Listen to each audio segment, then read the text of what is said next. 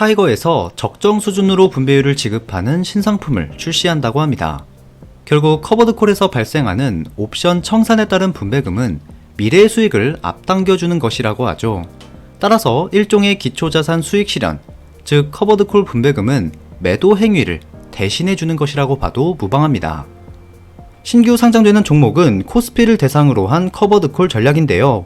코스피의 연평균 체력에 맞도록 약 7% 수준의 분배율을 지급한다고 합니다. 상품 이름은 타이거 200 타겟 위클리 커버드콜이고요. 이 상품의 출시 배경은 사실상 코덱스와 라이즈의 상품이 지속 가능하기 어렵다는 점에서 탄생한 것으로 보입니다. 두 상품의 경우 기초 자산의 체력 대비 훨씬 높은 분배율을 보여주고 있죠. 새롭게 상장되는 이 두 개의 상품은 여태 보여준 커버드콜과는 조금 다른 전략인데요.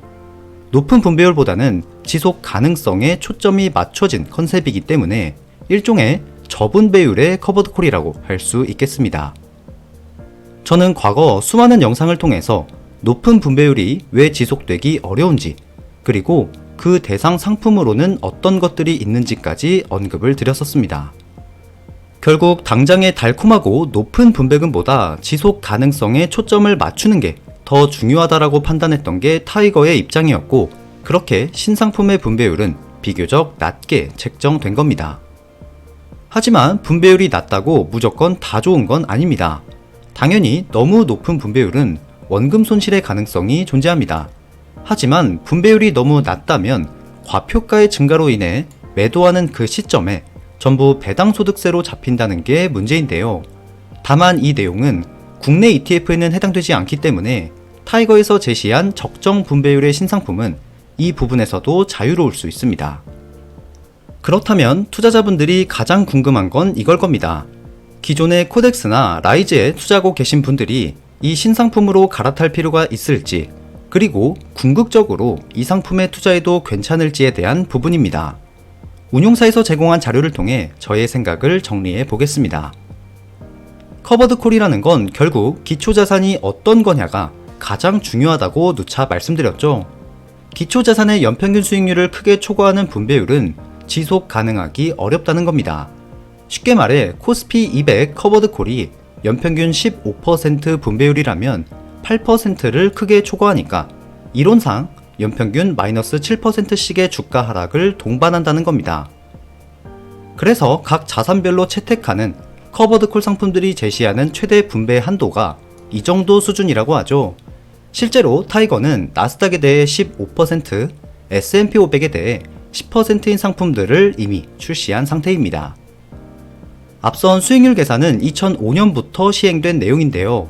실제로 QQQ의 상장 시점을 기준으로 하면 닷컴 버블이 포함되기 때문에 연평균 성장률은 앞서 운용사에서 보여준 수치와는 사뭇 다른 결과입니다.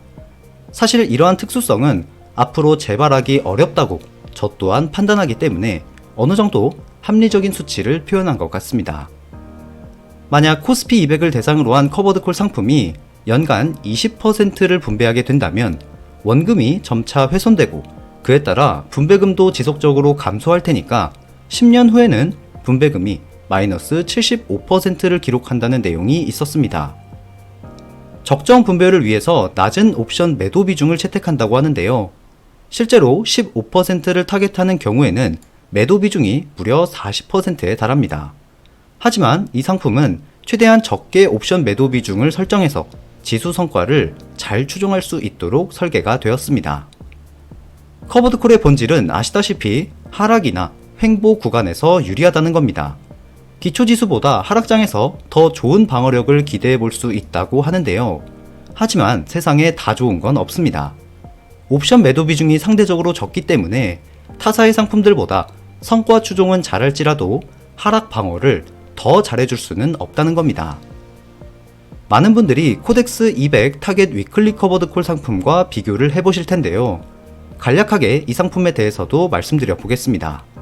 정확한 수준은 아니지만 대략 30% 수준으로 옵션 매도를 했을 때 나머지 70%가량은 코스피 200의 상승을 참여한다고 하는데요.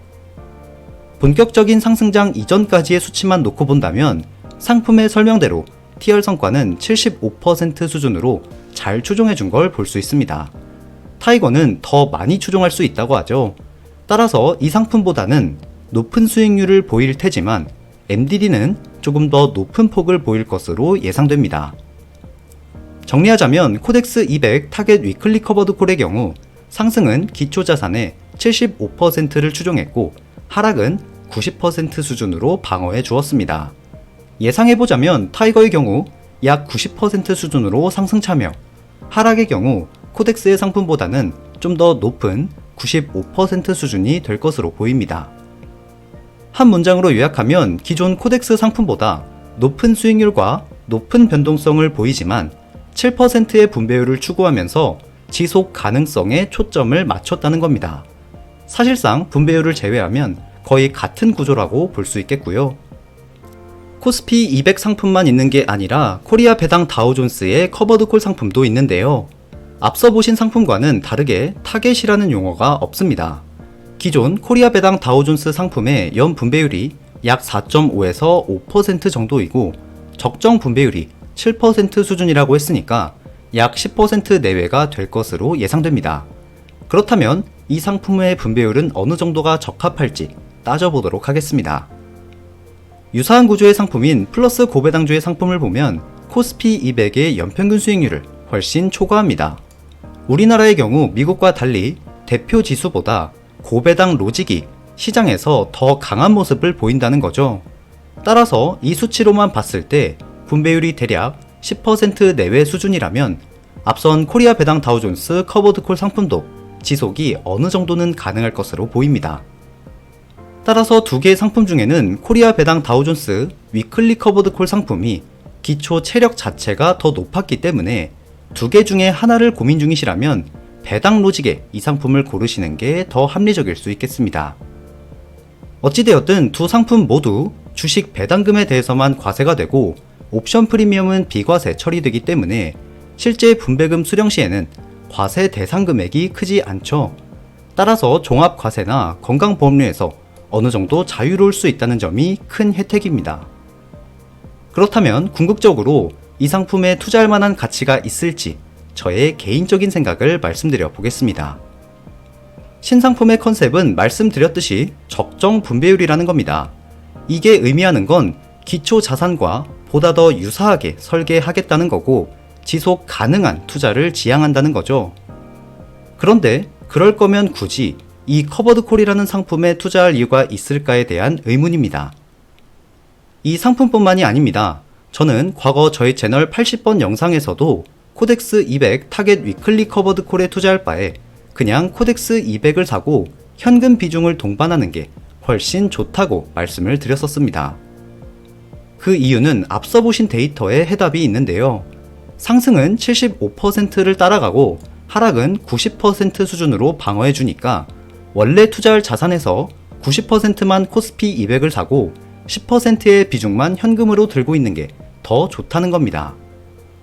그게 더 좋은 이유를 구체적으로 보면 비용 문제입니다. 어차피 이 커버드콜 전략은 기초 자산과 총 수익률에서 비슷하게 흘러가는데 비용이 2배 이상 높습니다. 심지어 원래 국내 주식 베이스의 ETF는 매매 차익이 비과세입니다. 분배금만 비과세가 아니죠. 내가 필요한 시점에 매도를 하면 그냥 그것도 비과세라는 겁니다. 이런 말씀을 하시는 분들도 있을 겁니다. 하락장에서 매도를 할 수 있냐는 건데요. 생각을 다르게 할 필요도 있죠. 하락장에서는 주가 회복에 전념하고 싶은데 강제적으로 분배금을 받게 되면 ETF의 순자산 가치는 나의 의도와는 다르게 억지로 감소하게 됩니다. 쉽게 말해 분배락을 겪어서 본래의 주가가 깎인다는 거죠. 이 상황에서는 10%의 현금 비중을 통해 생활을 유지하는 게 해답일 수 있습니다. 그러니까 결국 이 세 개의 전략은 모두 똑같습니다. 신상품을 사거나 기존의 상품과 기초지수 상품을 특정 비율로 섞거나 아니면 기초지수 상품만 사서 매년 7%를 매도하거나 다른 게 없다는 겁니다. 심지어 과세 체계도 전부 동일하죠. 하지만 비용은 3번의 케이스가 가장 저렴합니다. 앞선 비용의 예시로 살펴보자면 결국 0.24%의 수수료를 지불하고 운용사가 나를 대신해서 매도를 해준 거라는 말과도 똑같습니다. 그렇다고 해서 모든 커버드 콜이 다 안 좋다는 건 아닙니다. 미국 베이스의 상품은 과세 체계 때문에 커버드 콜이 더 좋은 경우가 있을 수도 있는데요. 이에 대한 자세한 분석은 추후 영상으로 다뤄보도록 하겠습니다. 그러니까 이 상품들이 내세워서 장점으로 표현하는 이 부분은 과세 체계를 이해한다면 그냥 원래의 구조일 뿐이지 장점이라고는 볼 수 없다는 겁니다. 코리아 배당 다우존스도 똑같습니다. 플러스 고배당주의 경우 위클리 커버드 콜 버전이 이미 존재하는데요. 지난 1년간의 TR 성과 차이를 보면 생각보다 굉장히 크게 벌어져 있죠. 이 상품 또한 매매 차익이 원래 비과세입니다. 그래서 이것도 마찬가지로 이걸 매수할 바에 코리아 배당 다우존스 기본 버전을 매수해서 필요한 만큼 매도하는 게 비용 측면이나 여러 부분에서 더 좋다는 겁니다. 나스닥을 대상으로 한 구체적인 데이터 예시로 보겠습니다. QQQ의 커버드콜 버전인 GPIQ가 있고 QQQ 85%에 SGOV 현금자산 15%를 섞은 포트폴리오가 있습니다.